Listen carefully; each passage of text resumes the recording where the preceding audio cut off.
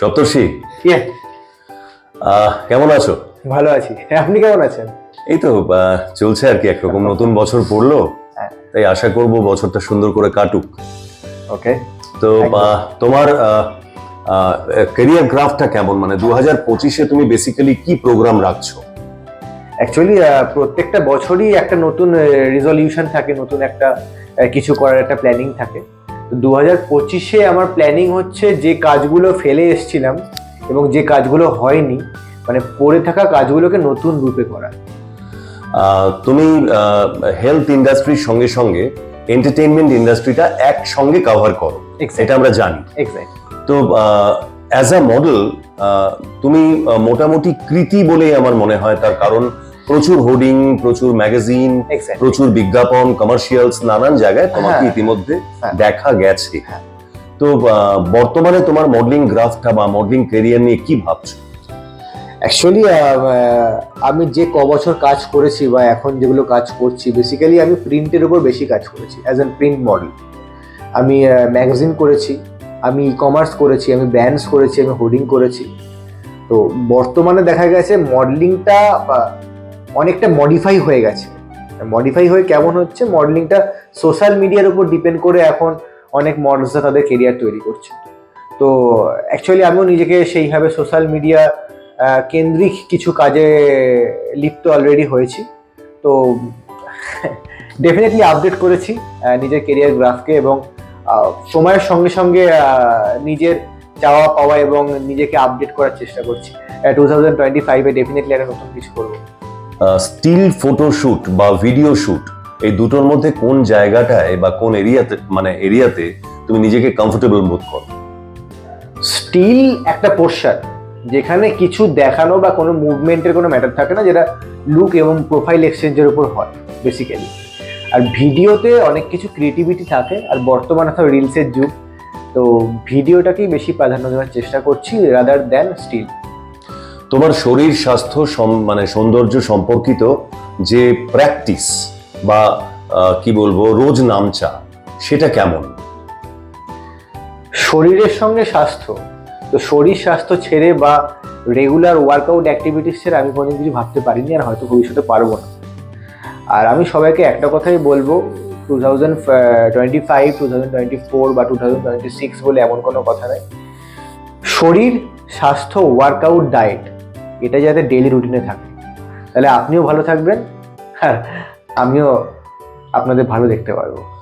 ইদানিং বিভিন্ন কানাঘুষোতে শোনা যাচ্ছে বা সোশ্যাল মিডিয়া থেকে রিপোর্ট আসছে বা ইন্ডাস্ট্রিতে খবর রয়েছে যে তুমি একটা নতুন ধারায় আবিষ্ট হচ্ছ, অর্থাৎ মিউজিক ভিডিও ডিরেকশন বা ডিরেক্টোরিয়াল পার্ট বা কিছুটা প্রোডাকশনও বলা যায়।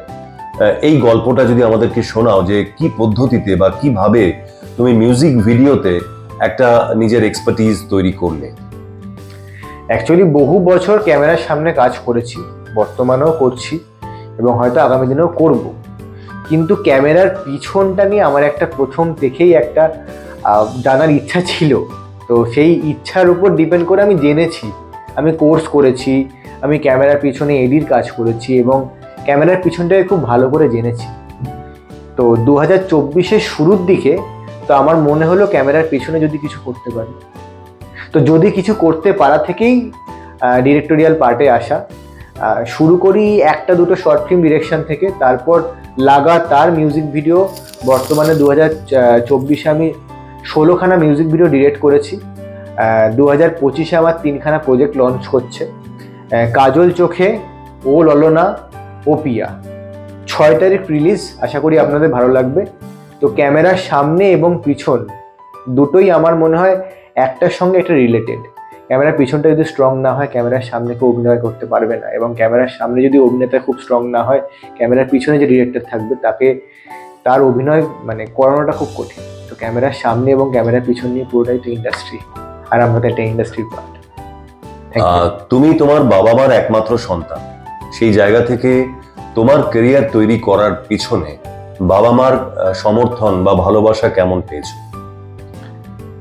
বাড়ির একটা সাপোর্ট থাকে, মানে যে যত জায়গায় বড় জায়গায় গেছে কিনা, কে যদি বলে যে আমার বাড়ির কোনো সাপোর্ট নেই, আমি নিজে করেছি, তো সেটা কিন্তু অন ক্যামেরার জন্য বলার জন্য ঠিক আছে, কিন্তু অফ ক্যামেরা যদি আপনি মানে বিচার করেন বা ভাবেন বা খোঁজ নেন, তো একটা সাপোর্ট থাকেই। তো সেই রকমই একটা সাপোর্ট আমি ডেফিনেটলি আমার ফ্যামিলি থেকে পেয়েছি, এখনও পাচ্ছি। আর সেই সাপোর্টটার জন্যই হয়তো আমি আজকে একটা মানে ভালো জায়গা বিলং করছি। তো সাপোর্ট না থাকলে কোনো কিছুই কোনোদিন পসিবল না। আর ফ্যামিলির সাপোর্ট তো খুব বড় সাপোর্ট, সেটা আপনারা সবাই জানেন। যে চ্যানেলে তোমার এই ইন্টারভিউ পার্ট প্রকাশিত হবে বা হচ্ছে, তার নাম মেইনস্ট্রিম লা এসেনশিয়ালস। সেটা একটা চ্যানেল এবং একাধারে একটা পেজও বলে। তো এই সমস্ত দর্শক কুলকে তোমার তরফ থেকে তুমি কি বার্তা দেবে এই চ্যানেল সম্পর্কে? বেসিক্যালি মেইনস্ট্রিম লা এসেনশিয়াল তো 1 বছর হয়েছে তাদের কন্টেন্ট দিচ্ছে লাগাতার, সেটা আপনারা সবাই জানেন এবং আপনারা সবাই দেখছেন। কিন্তু আমার মেইনস্ট্রিমের সঙ্গে পরিচয় অনেক বছরের, তো মেইনস্ট্রিমকে নিয়ে আমার নতুন করে কিছু বলার নেই। এটা অলওয়েজ নাম্বার ওয়ানই থাকবে। আর লা এসেনশিয়াল যে নতুন চ্যানেলটা মেইনস্ট্রিমের তরফ থেকে, এটা তো একটা জাস্ট বলে না মানে মুকুটের ওপর পালক, সেইটাই হয়তো। আপনারা দেখুন, ভাবুন, এবং কি কন্টেন্ট এনারা দিচ্ছেন, মানে কতটা কস্টলি কন্টেন্ট, কতটা প্রোডাক্টিভ কন্টেন্ট, সেটা আপনারা শুনলেই বুঝতে পারবেন। সাথে থাকুন, সাবস্ক্রাইব করুন, লাইক করুন, কমেন্ট করুন, আর ডেফিনেটলি কি কন্টেন্ট আপনারা আরো চাইছেন সেটা কিন্তু বলতে ভুলবেন না। That's all.